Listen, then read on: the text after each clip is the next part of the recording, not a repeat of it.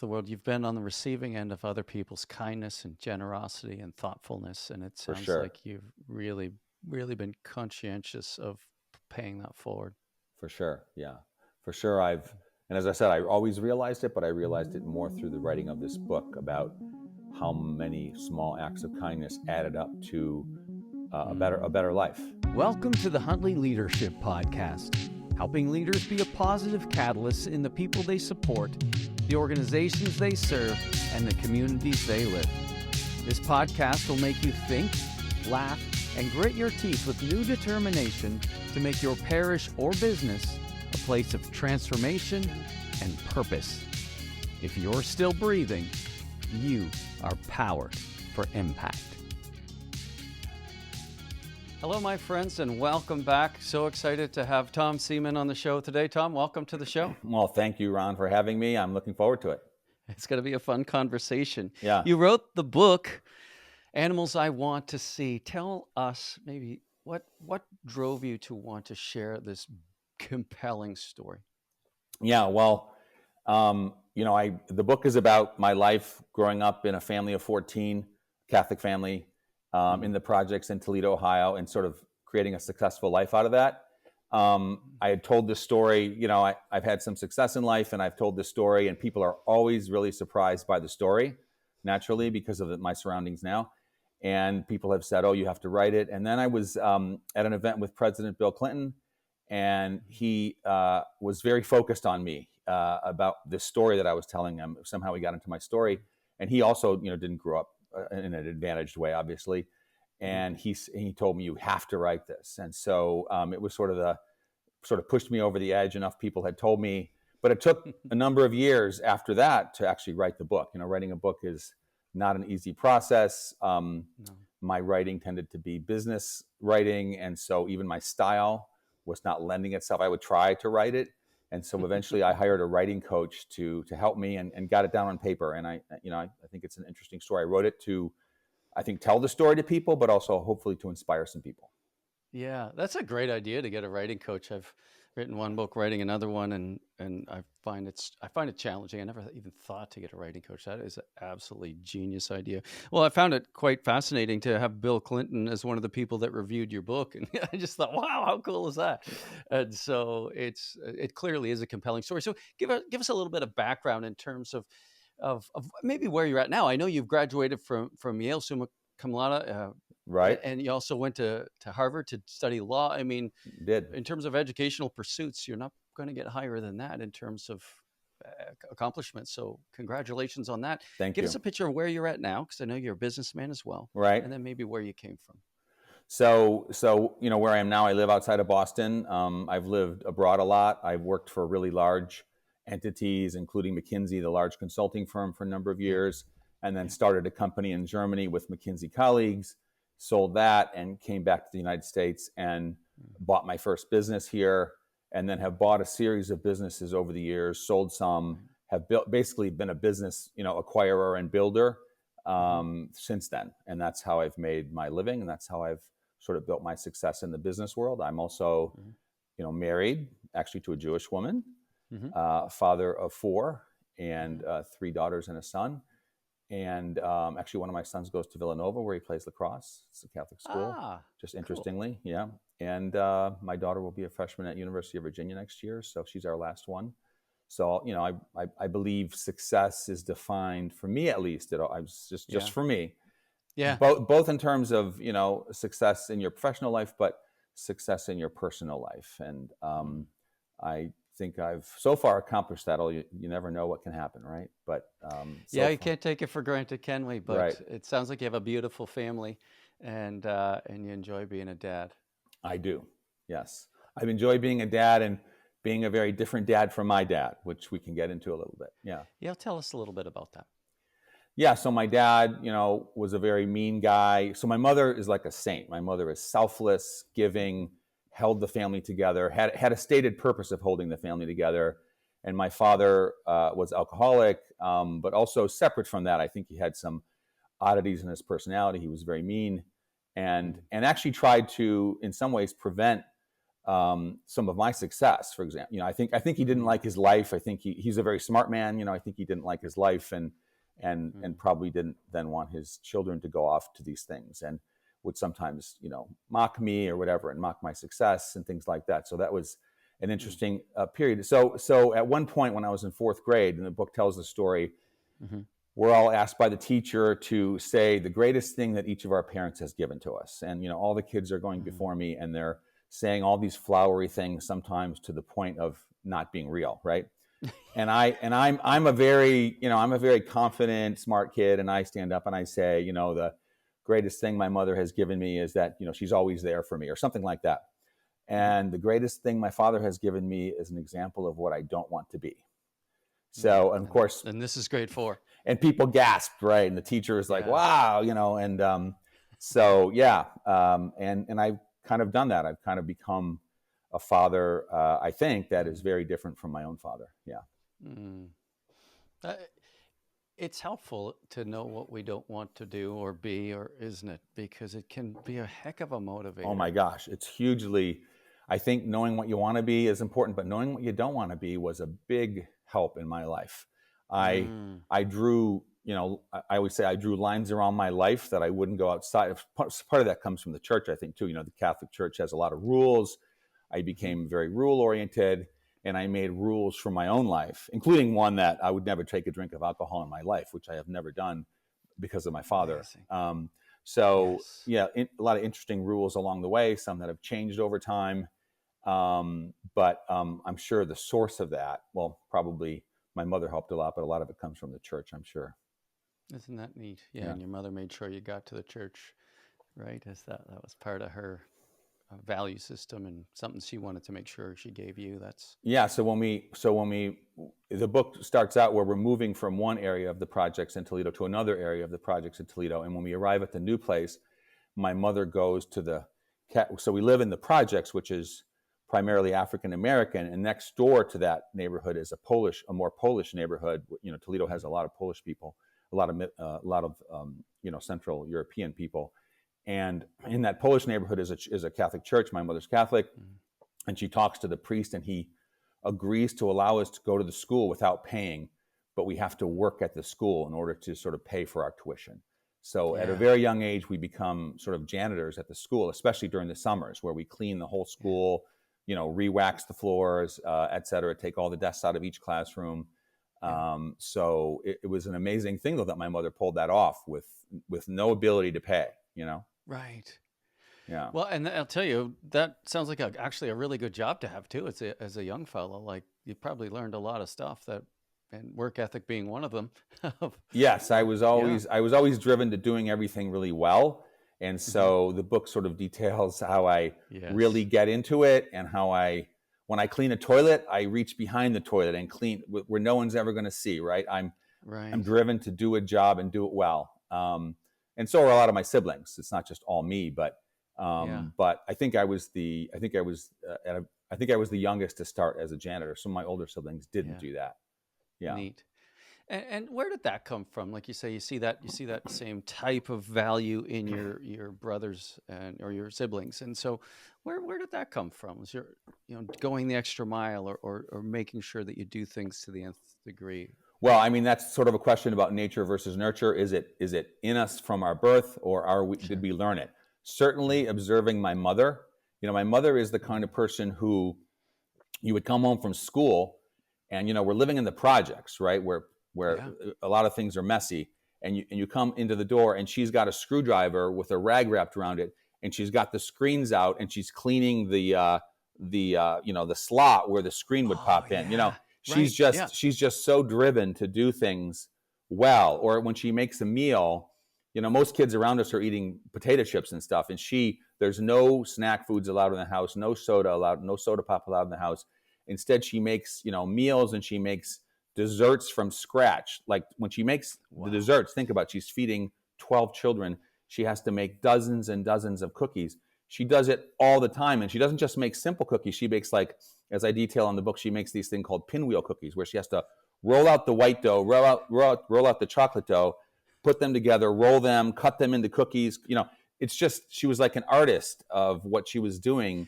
And then she would but think she didn't have to do that, right? She could have Yeah. sat back and watched TV and Yeah. given us some Chips Ahoy cookies or something. She was a driven person, Mm. and that, I'm sure, helped teach us what we had to do. Yeah, it sounds like it. Tell us a little bit, Tom, about the name for the book. It's Yeah. a really cool name. Yeah. Yeah. So yeah, it's a little bit of a literary memoir. So, and I wanted a title that presented a little bit of mystery to the person looking at it, like, what's this? It's Yes. because the subtitle is, a memoir of growing up in the projects and defying the odds. So you do get the idea what it's about.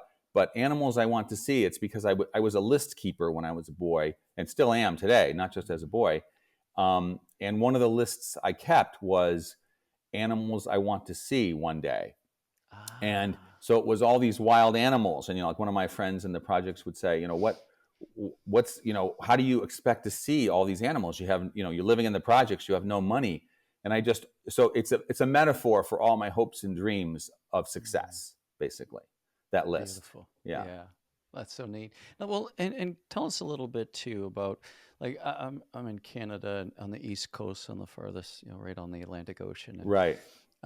in Canada, I find, in terms of my growing up anyway, the African American, the black-white issues, or it's not even a thing, I find. Like, but I know it is in the U.S. And so, what was it like for you growing up in an area where, there are a lot of African Right. Americans there too, and racial Yeah. tensions? You talk in your book too about Martin Luther King. Like, it was around that time. Right. Yes. So yeah, and racism exists today in the U.S. for sure, but let's face it, it was much worse in the early 1970s, which is when a Yeah. lot of my boyhood occurs.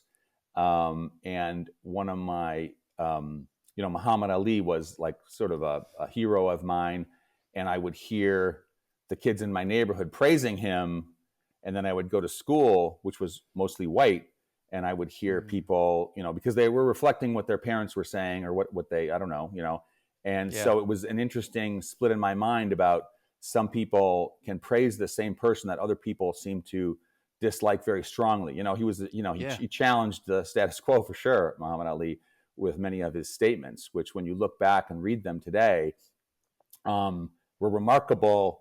They'd be kind of strong even today, but back then, It's true. I mean, he was so confident, so entertaining, and obviously very, very, very talented at boxing, which got him his fame and got him his platform. So Yeah. it was an interesting time to grow up that way.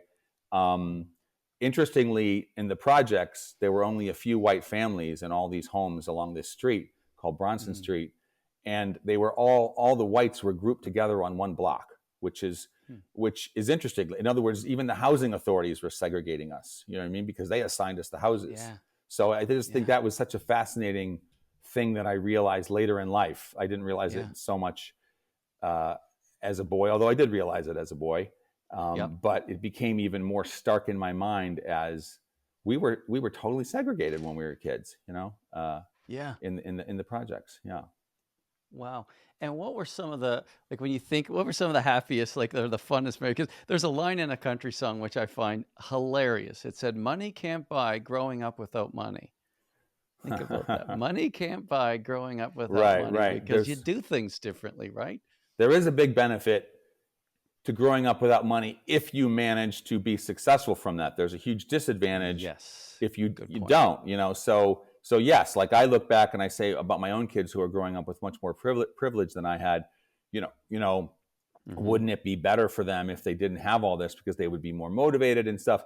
But I've come to sort of conclude that there's as many really motivated people among people who grew up with a lot, Hmm. probably, as there are among people who grew up with less. I don't know. I'm not It's sure true. that that's the only driver. There's a lot of unmotivated people among the wealthy, but there's a lot of motivated people, and there's a lot of It's a good unmotivated point. people among the poor, and there's a lot of motivated people. So I don't know. Of course, I don't know scientifically what those numbers look like, but if it drives you and you get out, it's an unbelievable feeling of permanent confidence and gratitude in your life. But Yes. but there are so many people that I grew up with back there who are still in those hard times, Yeah. and so it helped me, but it didn't help a lot of them. That's a So good point.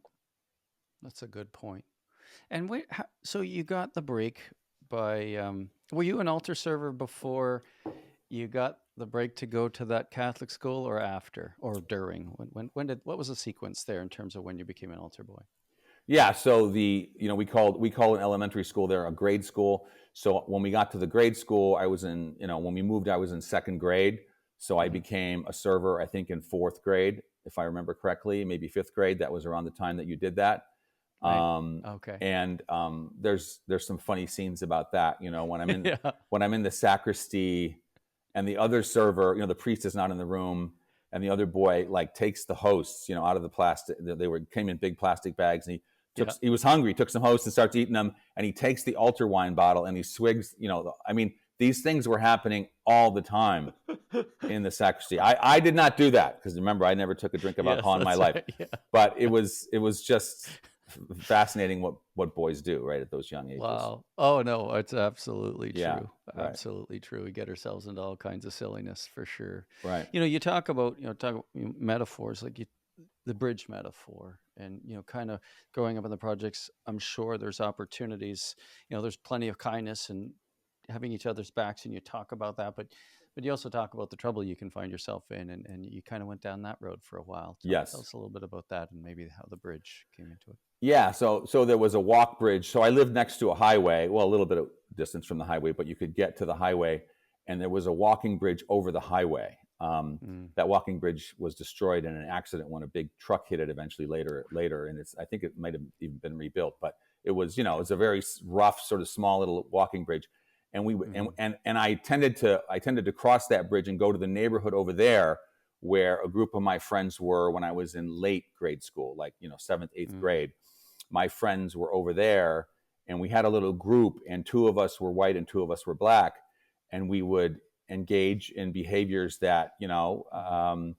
we were bad boys at times, and so the Yeah. bridge, the real part of the bridge is, at one point, we at Halloween, we stole pumpkins off of people's porches, and we took Mm. them to the bridge and we dropped them on the traffic below. And Mm. these pumpkins are creating all sorts of havoc below, and obviously could have caused some real damage. And then Yeah. there's other things that we do.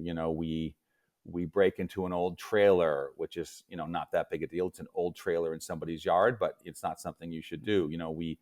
We break the lights out of a big billboard with the Marlboro Man on it. We take rocks and we throw them up and break the lights out, and Mm. the lights, the fluorescent bulbs, the long fluorescent bulbs shatter, and it drops like sparkly things on top of us. The little pieces of Mm. glass and scenes like that. So we didn't do all bad things. We played a lot of basketball. We hung out a lot, Yeah.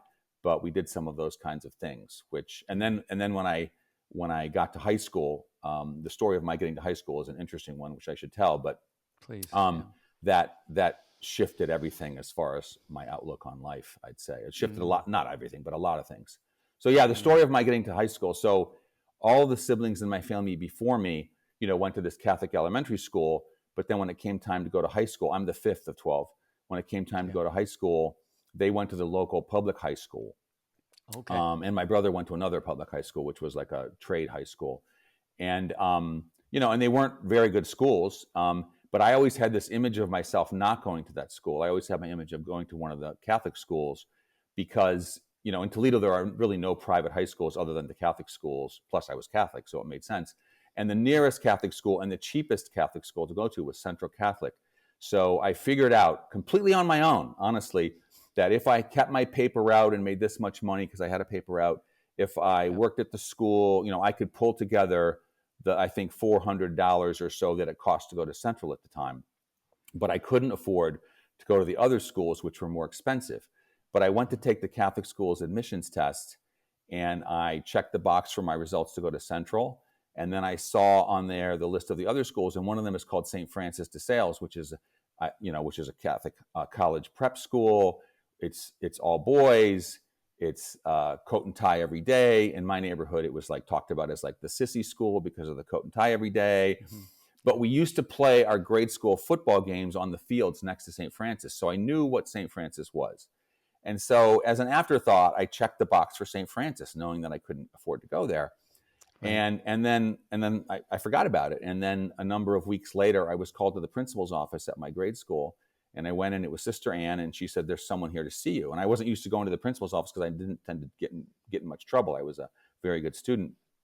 Um, and there was a priest, Father McMenamin from St. Francis de Sales High School. And he said, "Tom, why did you check for your results to go to Central Catholic?" And I said, "Well, I figured out that I could pay my way there through the following things." And he said, and he realized I did that all on my own. And then he said, "Well, and why did you check St. Francis?" And I said, "Well, I know it's a college prep school, but I'm sorry I checked it because I can't afford to pay for it. So I'm sorry you wasted your time coming here today." And he said, "Well, what if I told you that you could go to St. Francis for free because of the results of my tests?" And so it was a very, sometimes when I tell that story, I actually cry. It was a very big change in my life because when I got to St. Francis, it was very structured. It was very far away from I had to take buses every day, but it was very structured. And it was the boys that I met there and the boys that I hung out with there would, at lunch, we would talk about, politics or the presidential election or religion or history, things that the kids in my neighborhood, we just didn't talk about those things, or books or whatever.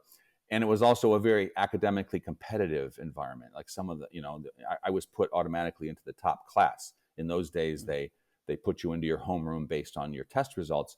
So I was in the top class. And so I was battling with, completely smart boys that I had never been up against before. And I was a very competitive boy. So I was battling to try to get those grades alongside them. And be ranked highly in my class. So it was a real life changer. Yeah. Wow, there's a lot in that. That's so beautiful. Can you just imagine being Father McMahon who gets to come and meet you, this young boy, and I can't even imagine how impressed he was.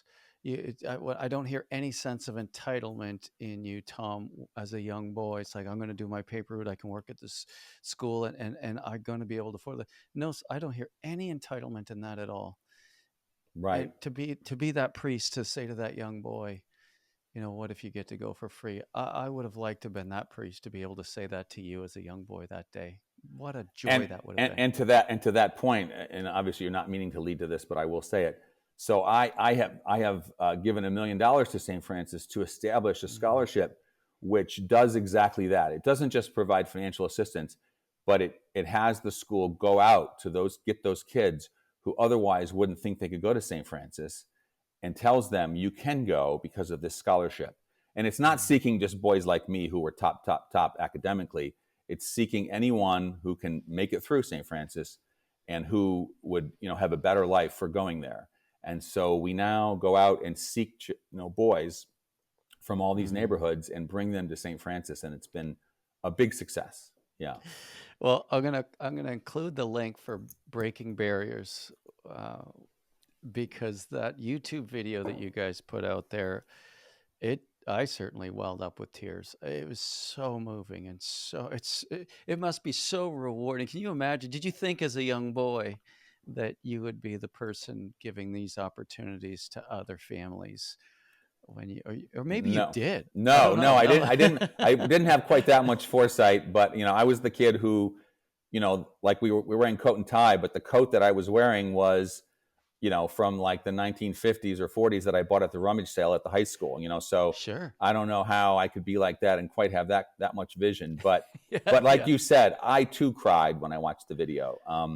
There's Yeah. some moments. There's particularly one moment with one mother, Yeah. where you see what a difference it made, and you definitely, not everybody, but a lot of people have teared up at that point. Yeah, No, yeah, put me on that list too, Tom. I right, I absolutely did. right, But I'll tell you also, looking at those boys in the video, and these young, boys, yes.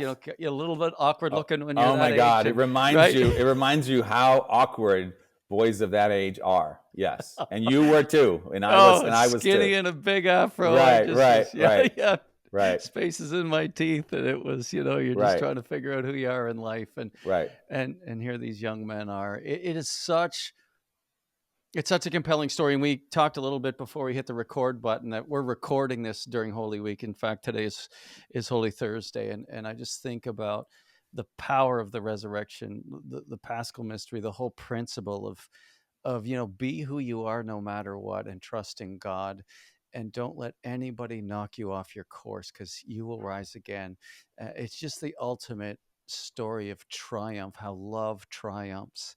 And when I think about your story, and the book that you've written, Animals I Want to See, I think to myself, it, I th- I think it calls out that hope in all of us, that maybe there's more to us than we think. Mm, mm. Yeah, the I had a very strong drive, obviously, but the story is still, it's not just about me, it's about the many acts of kindness along the way that I received, not only in my community, in my neighborhood, which is, I think, really remarkable, but also outside of the community as I left the community and went to St. Francis and started sort of, I don't know, developing mentors or people who sort of adopted me along the way. There's so many, Mhm. and the book points that out. And I think it was a realization of mine as I was writing the book. I knew I had had help, but the amount of small kindnesses along the way became really clear to me as I was writing the book. I think about, Mr. Noble across the street, an African American guy who only had daughters, took three of us fishing on the shore of Lake Erie. I grew up in Toledo, which is on Lake Erie, and here's this image of this man with three white boys, on teaching us how to fish. It's just so great and made such a difference, right? To have these experiences that we otherwise would have never had. And a librarian at the downtown public library sort of took a real liking to me, and every time I walked in, he lit up and wanted to help me with my assignments and things. Just people in the neighborhood sharing food. Certainly, above all, my mother, and all the amazing things that she did for us. Just totally selfless. Not that I advocate for that necessarily, but that was how she lived her life, and it's just been it's I mean, it's a remarkable outcome. She now has 12 successful children, all alive, all evidently healthy, all living their own version of success. Yeah. But one big happy family that gets together every Thanksgiving in Toledo, and still my mother, who's 92, is still there, and it's really a great outcome for her. But she lived many years with severe stress. The Yeah. book doesn't dwell on that because I didn't want the book to be a sad book, but it definitely makes it clear that it was a very hard time for her with her husband. My father, Yeah. Harry, was a very difficult man to live with. And for some of us, I think it affected us. And for some of us, it more presented what I didn't want to be. For me, it worked, Mm. Yeah. For me, it worked. Uh, this fantastic saintly mother taking care of everything, and this Mhm. very difficult father who, in the end, maybe served me well because I come out pretty well. Right.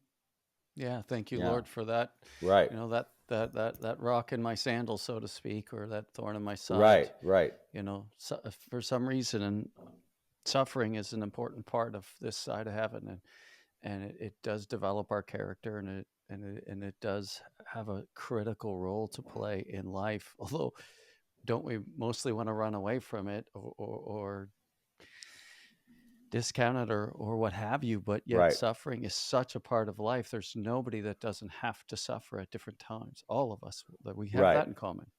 Right. And if you just accept it as it's inevitable in life, then Hmm. it's a little easier maybe to get through. It's a part of life. It's not something you can avoid. Right. Yeah. Yeah. But it is something you can learn from. As I hear you speak, I think what a great lesson for all of us. It's like, yeah, it's not something you can avoid, but it can be something you can learn from. And I love how you've taken that and just said, okay, I'm going to make some rules for myself that I think are probably going to serve me well and my future family, and I'm Right. going to be a different kind of man. That is Yeah. that is that is sort of correct about how I approach things. Yeah. Yeah. That's beautiful. One of the things that I learned too is just that, and it's not uncommon. There's so many homes where, affection looks different. Like some people are loved because of all the hard work or the quality time. There's five different love Right. languages, and physical touch isn't necessarily one of them, or words of affirmation. Like there can be acts of service. There be all kinds of ways to Right. love people. But you talk a little bit about, physical touch not being a really big part of how love was expressed necessarily in your home. Tell me a Right. little bit about that, and how has that formed you as a dad? Yeah. So and I think in fairness, it's the times too, right? Today, That's true. we're all taught to be much more huggy and Hmm. much more verbally affectionate toward our children and our spouses and all that. And so part of it's the times, but also I think, yeah, I do point that out in the book that like the first time my mother really touched me in that way was, mid to late grade school. She came up to my room and scratched my back when something had gone wrong, and Mm. it was odd, it was like, what is this, because we don't do this. And now my mother says I love you and hugs us endlessly and all that. But growing That's the growing up best. growing up there was none of that, right? But Yeah. at one point when she became older, she sort of turned a corner and realized that, probably once Mm. again because society was talking more about it. Probably that's where it comes from, somewhat. But I don't know, maybe one of her children told her to, or just started hugging her. I don't know. But now it's Right. all hugs and all I love you. But back then it was not. It was, Yeah. and I do point that out. And I also speculate that maybe it's her Germanic upbringing. She was Mm. German and her mother was German, and I never saw her mother engaging in any of that with her when she was alive, or her father. Yeah. Um, I should mention my uncles, by the way. My mother was one of 10 children, so large families were more Mm. common back then. And some of my uncles played a very important role Mm. in our lives, including so two uncles who lived with my grandmother until she died, and then stayed in that house for the rest of their lives. They were bachelor uncles. Mm. One was, I don't know the correct terminology today, but was certainly mentally challenged and had a Sure. large hump on his back. It was Okay. sort of like the term would be hunchback, I think. And he lived with his brother, my uncle Dick, and they would come to dinner at our house at least once a week. They were very close to our family. And I Nice. think they saw, to a certain extent, like we were their, a little bit, we were their kids or we were their family. Mm. And my father speculates on that in the book in a mean way. But one of the Mm. things that they did was they would, for example, take, somebody asked for a bike for Christmas, and they would go find an old used bike and they would paint it, and, Uncle Dick would paint like white pinstripes down the piping and all this stuff. And we of course thought it was a new bike. They would repair things because they had a shop at their house. They were Ah. mechanical. That was the business they were in, was making elevator parts. It wasn't a very successful business, but it was there. So they had Yep. all this machinery, and they would make these things for us. And we didn't know until later in life, the secret of our Santa Claus, which was, our secret Santa Claus was Uncle Dick, really, and Uncle Harold, but mainly Uncle Dick, who would come Christmas Wow. Eve night every year and wrap the gifts with my mother while my father was up sleeping. I Mm. mean, and we would come up in the morning, and there, all that would be, thanks in large part to Uncle Dick. And so many of us in our family talk about that and say, we just didn't realize how important Uncle Dick was to us until he was gone. He Yeah. died before we really had enough opportunity to thank him and show gratitude and really understand what he was in our young lives. Yeah. Mm. Yeah. We all have regrets about Uncle Dick and Harold, about Yeah. not saying things that we should have said. Yeah. Yeah. I can imagine. Yeah. Even as you say that, it causes me to pause and think about the things that have gone unsaid, and some of the people Right. who are no longer here. We We all all have have those. them. Yeah. Yeah. And I hope someday I'll get to say that face to face. In heaven. Right. That's Right. my hope. Right. That's my hope, because it's, yeah. We do stand. There's so many. We didn't have a lot of money growing up. We had my my parents were split when I was 10, Okay. and so my mom was a lot like your mom in terms of her heroism, and making Right. sure that me and my brother did okay, and the kindness of others was fascinating and overwhelming. And I can't imagine how beautiful that must have been for you to put that book together. And it kind of took you went on a journey writing that book. Yeah. So the book definitely made me a kinder person. It made me realize more, as I said earlier, all the acts of kindness and Mm. generosity along the way, and made me analyze my family more, my relationships there. Mm. And I mean, we've always had good relationships. We've actually had amazing luck as a family. No great animosities, no great conflicts. Everybody's Mm. always happy to see each other. but you can definitely always do more there, you know.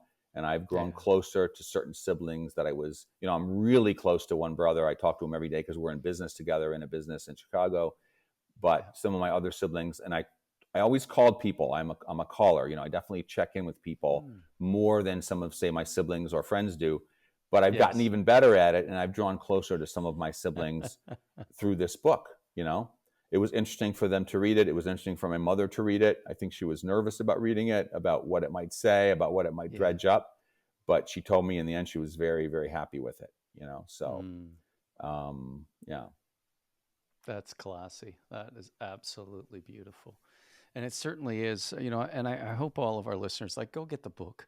Like if writing your own book is going to make you a better person, right, you know, for us as readers, like boy, it's really helpful to ingest and reflect, like because everything you're writing about, we can all much of it we can relate to, and right, and if I can be a kinder person, everybody wins.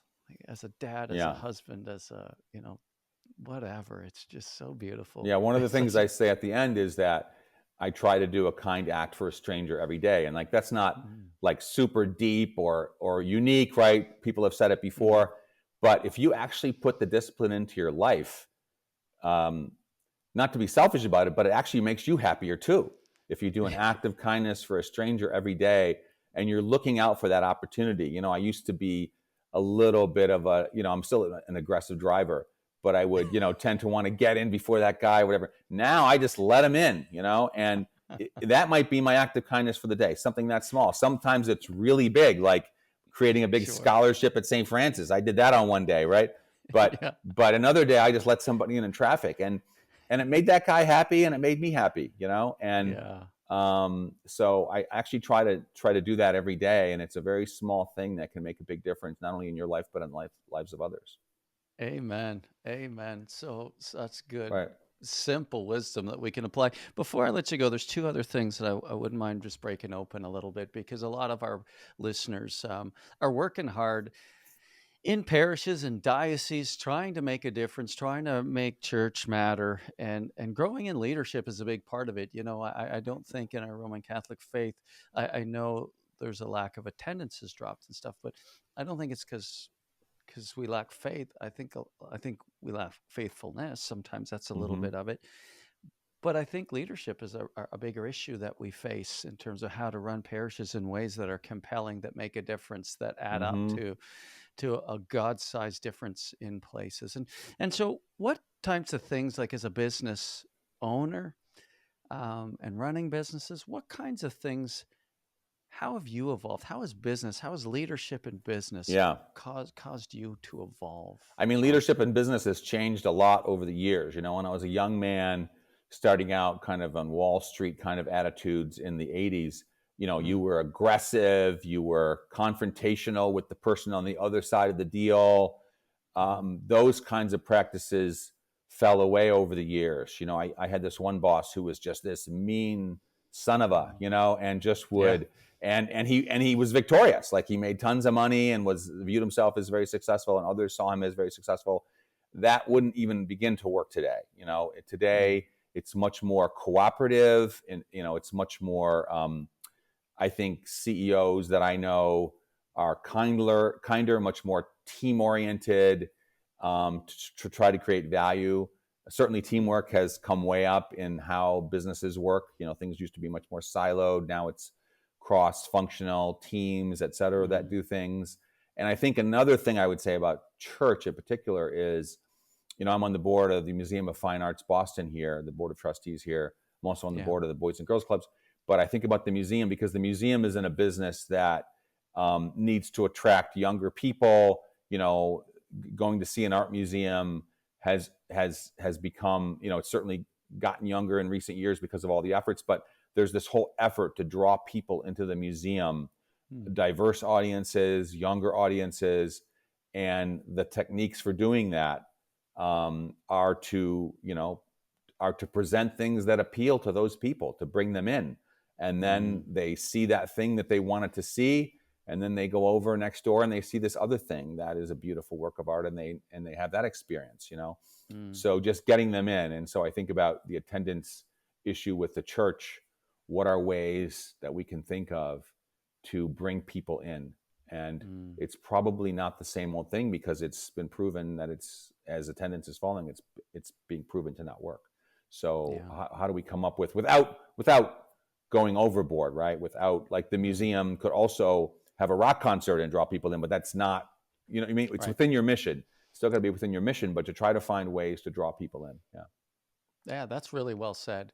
Because you could say, well, these artworks were beautiful 150 years ago. They're still beautiful, so that's everybody else's problem if they don't understand the beauty Right. of art. Like they're just a bunch of numbskulls with no attention span. That's their problem, not ours.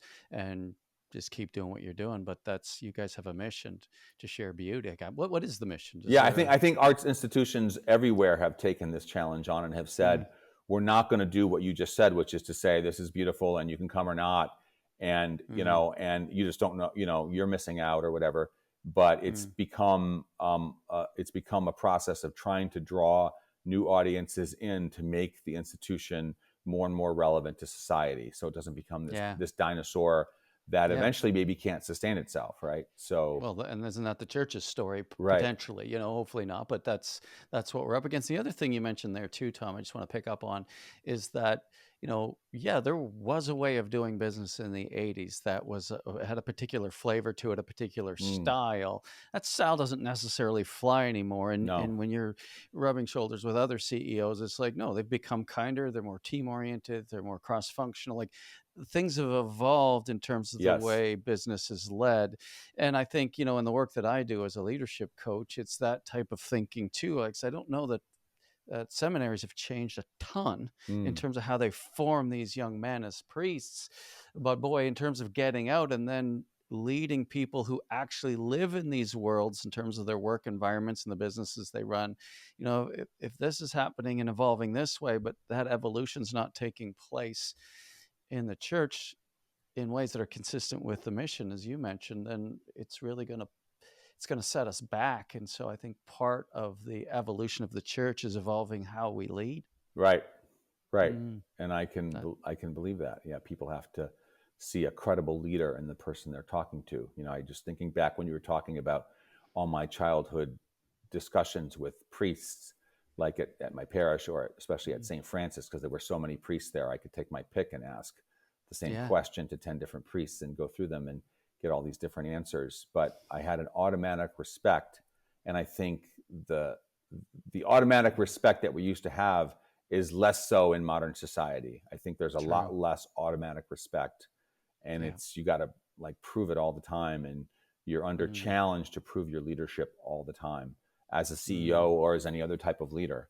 that's a good Um, point. yeah, yeah, it's harder to be a leader now. You used to have a command and control structure where once you became, say, CEO, people just, fell by your side and praised you and did whatever you said. Yeah. That is totally not the model today. Right. You have to prove Mm, you're the leader. yeah.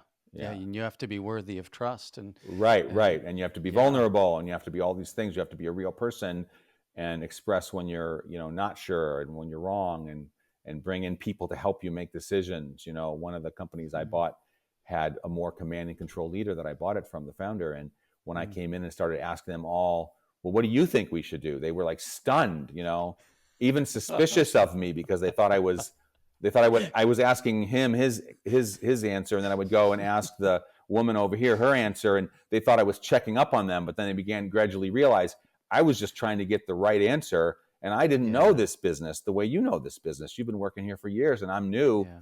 Help me come to the answer. Yeah. Yeah. Yeah. That's so beautiful. Again, so much of what you're sharing is relevant to church leaders, and I think there are ways that we can continue to evolve. We don't have to be afraid of evolution. We don't have to be afraid of it. Mm, It doesn't change our mission. It doesn't water down our doctrine. It just brings it to life. Great leaders make a great big difference. That's my thought. right. And it's up to us to figure out how to be that great leader, and it does cause us to be vulnerable, and we do need to evolve. Right. That's so cool. How like I know growing up for me, early on, like again, I had to go to church because you had two choices: go to church or die. Like my Right, mom was right, an right, Irish Catholic. You just didn't like you weren't going to die, but right. clearly it wasn't an option. Yep. And so I went, and I didn't mind it. I didn't get it really, but I didn't mind it. But I don't know if it changed me. That came later. Right. Um, but but what was it like for you growing up? And what role does faith play now for you? Yeah. So, Mm, so I'm well. Growing up, it was I for a while we went to church every day in my grade school, and then it evolved into mm, going less frequently, several times a week, and then eventually mostly Sundays, yeah. and then going on to high school, it was mostly Sundays. So I went to church every Sunday for a lot of my life, Mm, including for a while at Yale. When I was adjusting to Yale, I went every day for a while to an mm, old stone church near Yale, St. Mary's. But yeah, I've faded in my church going for sure. I'm married to a Jewish woman. Neither of us mhm, is overly religious, which is good because I think a mixed faith marriage works better if either if one converts to the other and really gets into it, mm, or if both are sort of mild. But we do have Easter, we do have Christmas. mm, We don't have a lot of religion, but we have a lot of spirituality, I would say. And I think one of the telling things is like when I have challenges or hard times. mm. One of my daughters had a health challenge 10 years ago, and I was talking to God every day. So Yeah. I don't know if that's a habit or a belief. But Mm, um, but when I need solace and help, I definitely turn to God. So that's mm, one of the great things I think that was given to me. And I know a lot about, because of how I was raised mm, too, I find that I know a lot about religion. I know a lot about the history of religion. I know mhm. my wife sometimes jokes that I know more about even Judaism than she does because, we share Because the Catholicism is rooted right. in But there you go. Judaism. There you Yeah, go. it's yeah. There's all sorts of Pretty sure Jesus connections. was a Jew. Right. There's all sorts of connections there. Yeah. Yeah, And the teachings in the Old Testament, et cetera. So, yeah, it plays a role in my life, but I'm not an active Catholic, I would say. yeah, But yeah. as you know, I clearly support Catholic, not because they're Catholic, right? I support St. Francis so heavily because it can Mm, make a huge difference in boys' lives. And yeah. St. Francis is, by the way, a particularly Catholic high school. They emphasize that they still have Mm, quite a few priests at the school at a time when many parochial schools don't have as many from the religious orders at the school. St. it's Francis true. has really driven hard to keep a high number of priests at the school, so they're very present, Mm, which I find interesting. But mm, so yeah, so me and my wife were obviously open-minded to any good cause because obviously my yeah, wife also participates in my giving, because she's my yeah. spouse. So Absolutely. And so yeah, philanthropy has really become an important part of giving back for you, hasn't it? yeah, not and I try to not just give of my money, but I try to give of my time. Like for example, I've Hmm. been a mentor to a guy who grew up, in one of Boston's tougher neighborhoods here. For 20 years, I've been his mentor and Mm, have made, we're really close friends. He's now grown up with his own family, with his own two children, and yeah. um, and so but I've definitely made a difference in his life, and Mm, he's made a difference in my life. So I try to also give of my time, on the board of the Boys and Girls Club. I obviously donate to the Boys and Girls Club, but I also give of my time, and yeah. because that's such a powerful organization as well. Yeah, It sounds like, putting good back into the world. You've been on the receiving end of other people's kindness and generosity and thoughtfulness, and it for sounds sure, like you've really, really been conscientious of paying that forward. for sure. Yeah, for sure. And as I said, I always realized it, but I realized it more through the writing of this book about how many small acts of kindness added up to a Mm, better life. They added up to guiding me in a way that eventually I was able to create a successful life. So mm, yeah, one that I'm very happy with and grateful for, and I don't forget, any of that stuff that I experienced as a child, mm, and I try to remember what it was like to not be able to frankly, buy whatever you want or do whatever you want. Like, I can kind of do Yeah. that now. I can, if I want to go on a trip, I can take a trip. Yeah. Much of my life, I couldn't do that. And I got to remember that, because most people don't live the way I do. Most people are much further back, and I have to help those people. Yeah, it's so true. I know that, growing up in big families, I know your mom, faith was really important, or, going to church on a regular basis is Right. very important, but it's not uncommon for that generation's kids they still have faith, but just not go to church. Any of your other brothers and sisters still go to church, or they kind of pull away a little bit, No, or? some do and some don't. Yeah, Sure. some do and some Yeah. don't, I would say. Yeah. And of their children, I don't know, actually. I don't know what all the nieces and nephews are doing. There's a lot of them. I'm sure some do. I bet there is a lot of them. But probably not as many as you would want. Right. Well, I think it's just it's such a beautiful conversation to have with you, Tom, because, there's just been so many threads of grace and beauty and kindness and generosity in your life, and you're paying that forward. And I think it's just so cool. And I think for us, the challenge is, as again, somebody who's a parish coach trying to help parish renewal, Right. is that the parishes can be, unless they're places of transformation where we make people great. Like, I think I love the expression, Jesus didn't come to take away our suffering; He came to make us great. And I think parishes that are run well are making people great. And I think, that father coming to have that conversation with you when you were a young boy is like, boy, did he ever take the resources that are available at the church and help invest in you to make you great. And I think, yes, let's, as a church, how can we continue to find, you don't have to be going to church to do that, but as a church, how can we be making a huge difference in the world with the kindness and love and all the things that Jesus is calling us to? It's just so fun. It's just important. Can you provide more social services? Can you provide more of the things that the Boys and Girls Club provides? A lot of parishes have a gym. Is the gym fully used, or could it be used by the local kids in off hours? Well, we have insurance problems. Come on, overcome that stuff. Bring those kids in. Yeah. Right. Innovate, find ways. That's just so helpful. Well, again, Animals I Want to See is a book that you have to pick up. And I'm going to ask people too, if you do pick it up and read it, could you please leave a review on Amazon? It's just so fun and helpful. As an author, when you see those reviews, it's heartwarming, because you don't get to talk to everybody who reads the book, but you do see the reviews. And so I'd really encourage people to leave Tom a review when you get that book. Tom, thank you for making the time to talk today. Well, thank you for having me. I've definitely enjoyed it, and it's made me think, as all these conversations do. That's wonderful. Well, I really appreciate it. And for all of you that have been listening along, thank you for all the things that you do to make the world a better place.